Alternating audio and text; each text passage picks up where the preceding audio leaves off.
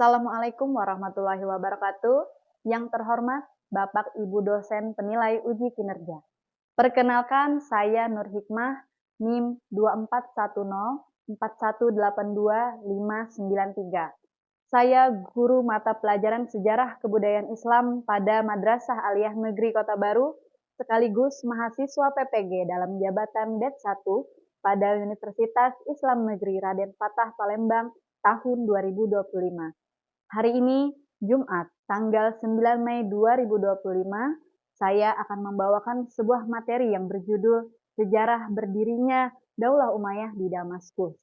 Materi ini merupakan materi kelas 10 semester genap tahun ajaran 2024-2025.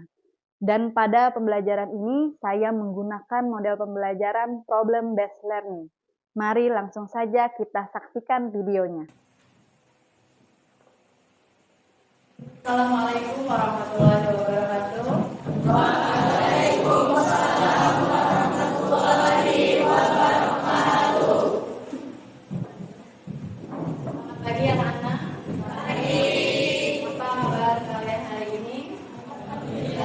Baik. Oke, sebelum mulai pelajaran hari ini, ada baiknya kita baca doa terlebih dahulu. Silakan untuk ketua kelas maju. Sebelum memulai pembelajaran, marilah kita berdoa bersama-sama. Bismillahirrahmanirrahim. Allahumma akhrijna min dhulumatil wahmi wa la haula wa la quwwata illa billahil aliyyil azim. Walhamdulillahi rabbil alamin. Sebelum mulai pelajaran, seperti biasa ibu akan cek kehadiran kalian terlebih dahulu. Ibu Aziz, tidak ada. Namanya apa? Ahmad Maulana Al-Yusuf. Hadir. Ahmad Riyadi. Oke, sebelum mulai pembelajaran, silakan kalian cek kerapian dulu. Isinya, kalau ada yang pelajarannya silakan dibuka. Ya, silakan kalian buka buku LKS-nya. Masih ingat apa materi pembelajaran sebelumnya? Kolaborasi. Nah, apa itu kolaborasi? Ya, pemimpin atau khalifah yang meneruskan dakwah Rasulullah ketika beliau wafat. Nah, masih ingat 4 khalifah Khulafaur-Rasyidin siapa saja? Pertama, Abu Bakar As-Siddiq, kedua, Umar bin Khattab, ketiga, Utsman bin Affan, dan keempat, Ali bin Abi Thalib. Oke, dan sistem pemerintahan Khulafaur-Rasyidin adalah sistem musyawarah.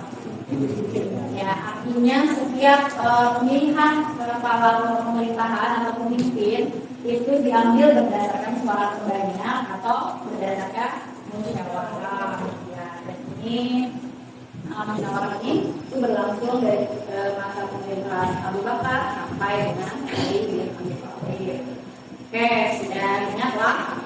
Nah, materi kita kali ini adalah membahas tentang sejarah berdirinya Daulah Umayyah di Damaskus. Maka di Damaskus, karena Daulah Umayyah ini pemerintahannya terbagi menjadi 2 periode, ya, 2 periode pemerintahan. Ini pertama berada di Damaskus, yang kedua di Andalusia.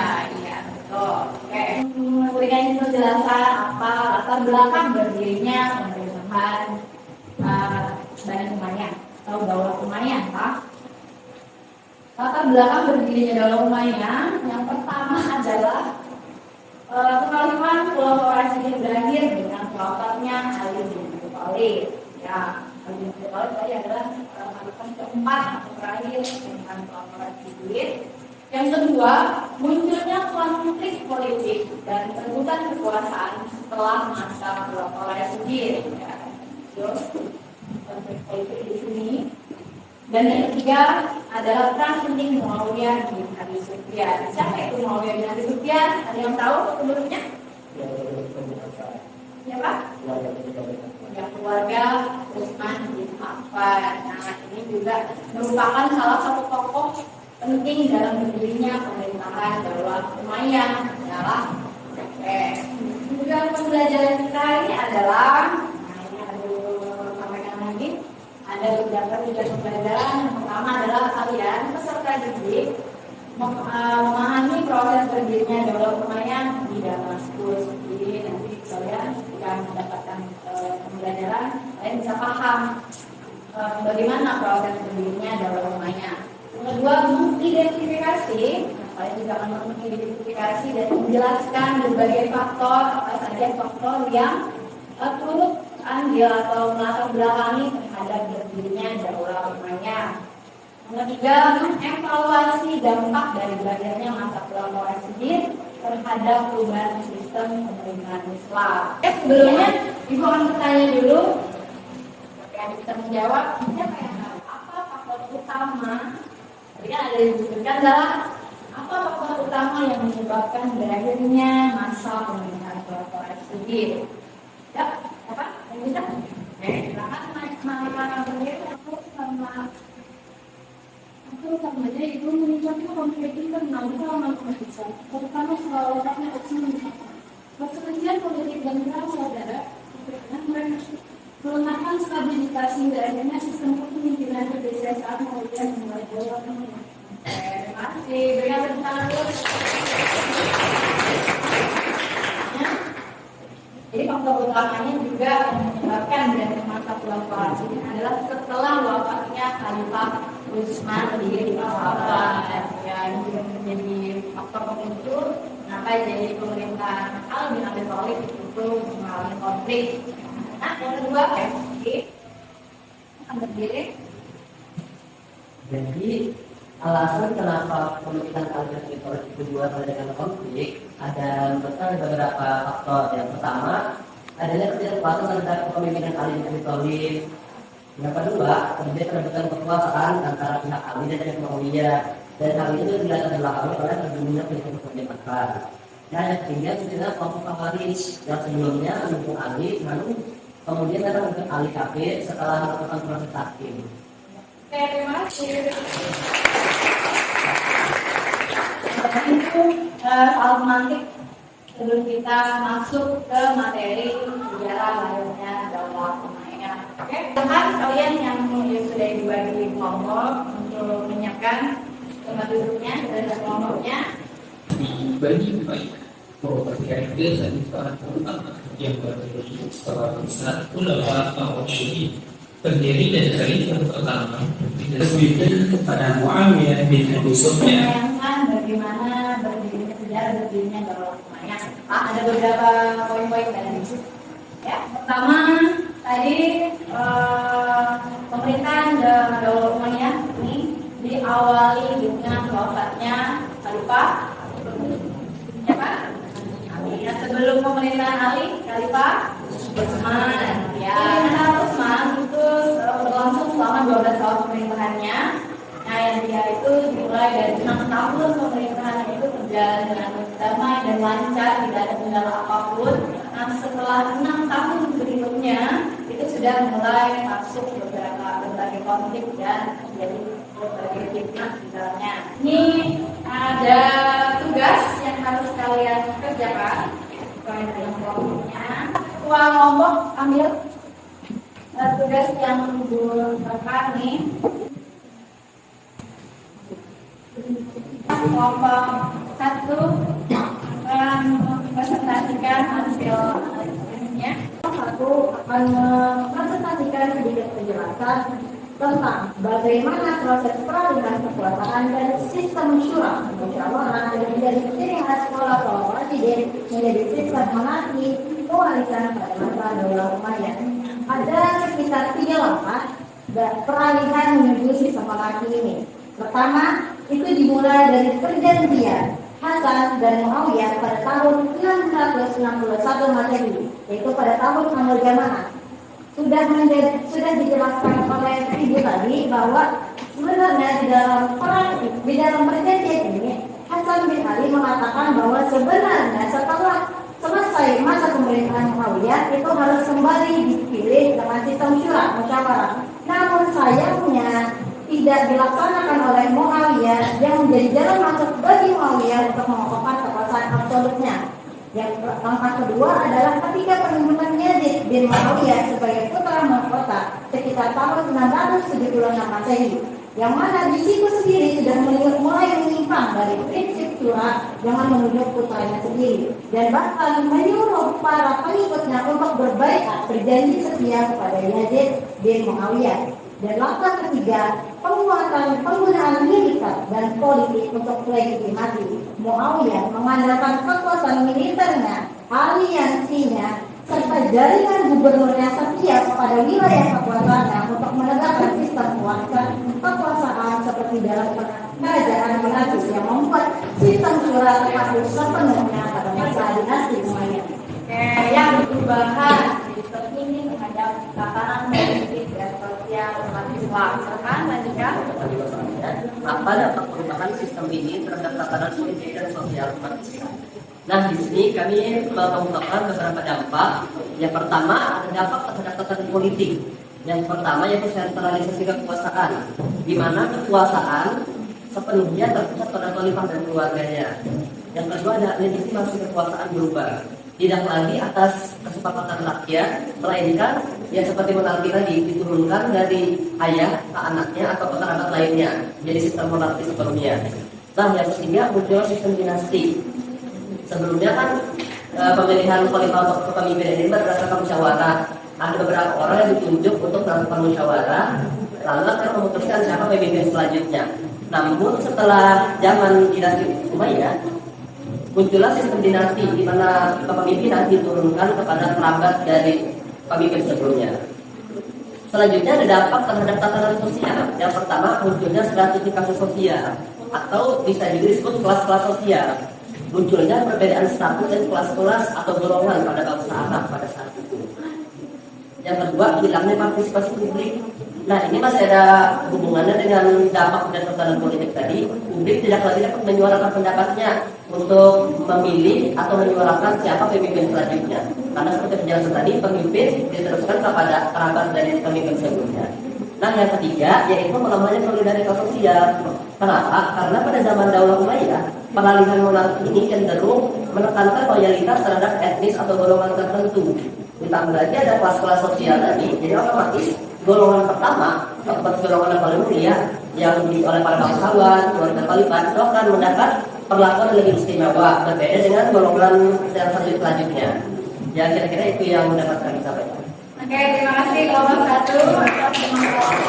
Perubahan sistem ini ada plus dan minusnya. Ya, keuntungannya di sistem pemerintahan Daulah Umayyah, perluasan wilayah menjadi semakin bertambah luas ya, hingga sampai ke Andalusia. Minusnya apa? Perubahannya. Yang pertama, rakyat tidak bisa berpendapat terbuka ya, tidak bisa. Kemudian apa lagi? Sistem apa? Ya, kelemahan monarki ini juga merupakan salah satu kelemahannya adalah tidak semua khalifah keturunan dari Daulah Umayyah itu bisa menjadi seorang pemimpin yang bijaksana. Jadi ada khalifah-khalifah yang memang menggunakan kekuasaannya untuk kepentingan pribadi. Nah, ini juga merupakan salah satu kelemahan dari monarki lah. Ya, jadi ada plus dan minusnya. Perubahan tatanan politik dan sosial umat Islam. Oke? Nah, yang terakhir, saya kasih dulu. Yang pertama, apa hal menarik atau mengejutkan yang kamu pelajari tentang proses dan dirinya Daulah Umayyah di Damaskus? Mengapa hal tersebut mengejutkan bagimu? Ya, biar bisa? Ya, sedikit. Hal yang menonjol terkait sendiri adalah berbedanya kuota pemerintahan dan semuanya berbeda di Damaskus. Kenapa? Karena kan sejak zaman Rasulullah sampai zaman Ali bin Abi Thalib dan pemerintahan lama pemerintahan itu selalu berada di Madinah. namun saya juga belajar kan pas zaman mau bikin ya jadi jangan sudah masuk dan meskipun sebenarnya dia berdampak positif kan dari kekuasaannya lebih luas.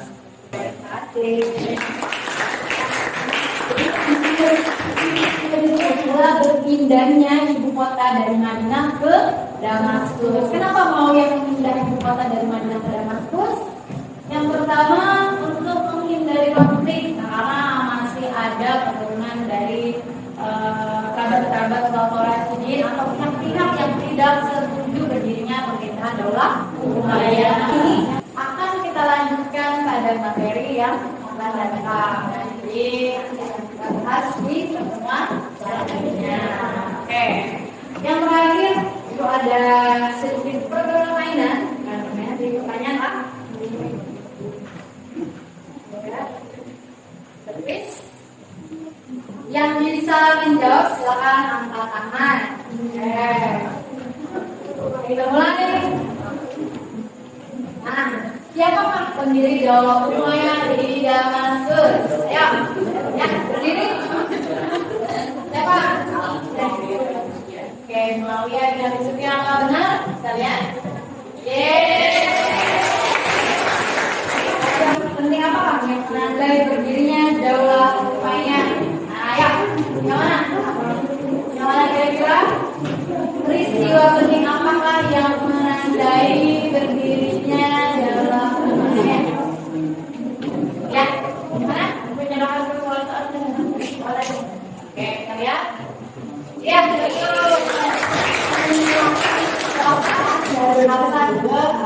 mau lihat. Sebelum memindahkan pemerintahan tidak masuk, gimana kamu memindahkan pelaporan yang sudah ada? Oke, berdiri. Ya, kalau salah kita hukum lah. Oke, kita lihat.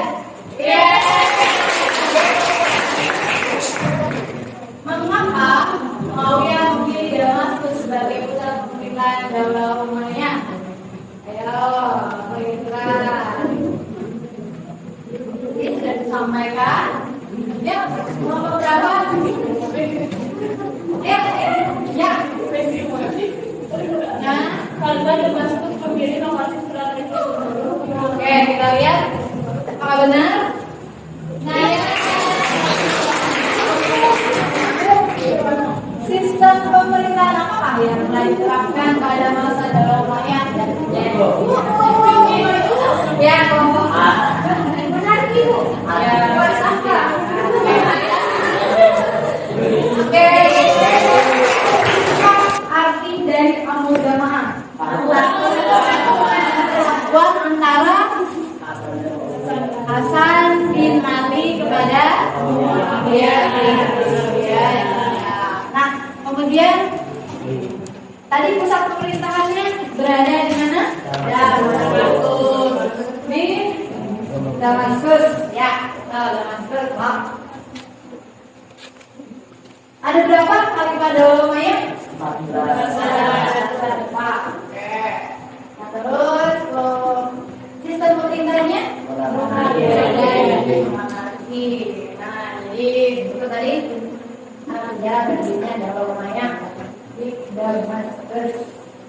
Ada yang ditanyakan? Tidak ada? Alhamdulillah.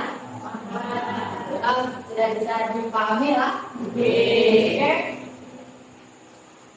Mungkin ini saja yang dapat Ibu sampaikan. Nanti akan kita lanjutkan pada pertemuan selanjutnya. Terima kasih atas perhatiannya. Semoga apa yang kita pelajari hari ini menjadi manfaat dan barokah untuk kita semua. Oke, kita sama-sama membaca hamdalah. Alhamdulillahirabbil alamin. Dulu hari ini. Terima kasih. Wassalamualaikum warahmatullahi wabarakatuh. Waalaikumsalam.